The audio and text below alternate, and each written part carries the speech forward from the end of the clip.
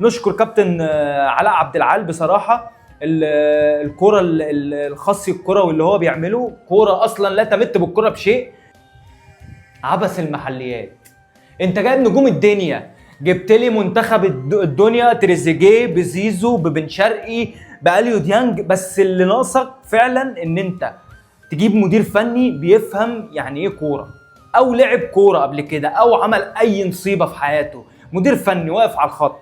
في ماتش انتر ميامي ما عملش اي حاجه واي نيله وتعادلنا، الماتش اللي بعده خسرنا، الماتش اللي بعده اتعادلنا، جينا هنا اول ماتش في الدوري اتعادلنا، تاني ماتش كسبناه، فرقه الوحيد اللي احنا كسبناه جاي تتعادل دلوقتي قدام غزل المحله. نشكر كابتن علاء عبد العال بصراحه. الكرة الخاصي الكروي اللي هو بيعمله كرة اصلا لا تمت بالكرة بشيء.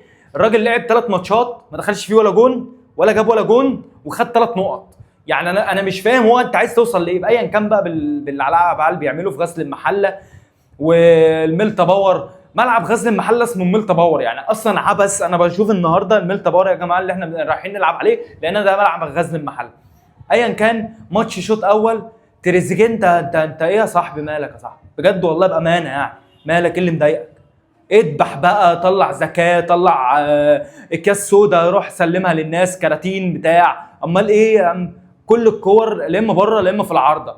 مفيش حد بيلعب غير زيزو بن شرقي اللي بيحاولوا. جراديشار مش موجود. انا مش عارف انت واخد اصلا مكان ليه، يعني انت واخد كمكان واحد اجنبي ليه؟ هل انت بتأدي؟ لا.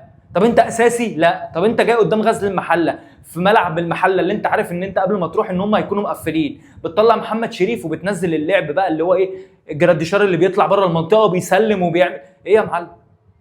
ايه المدير الفني ده؟ ايه العجن اللي هو عمال يعمله ده؟ اول مره نتكلم على المحليات ومش عايزين نتكلم ونقول لا اصل المدير الفني هيعمل وهيعمل، ولا هيعمل حاجه ولا بيفهم في حاجه. عماد النحاس احسن منه بكتير. الراجل ده لو مسك الاهلي بالنجوم اللي هو فيه على الاقل هيكسب.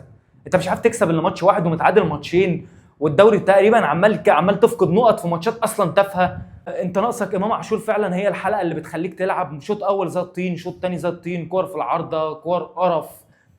لعيبه انا مش عايز الوم اللعيبه، بس مدير فني يعني لا لازم يمشي، لازم ما يطولش اكتر من كده قبل ما نخش افريقيا، قبل ما نعمل اي حاجه لازم يمشي. تريزيجيه انت لازم تقعد مع نفسك تتكلم كتير، انت المفروض الكابتن بعد محمد الشناوي. مش عايزين نقول اكتر من كده يعني. نشوفكم بعد ماتش ليفربول.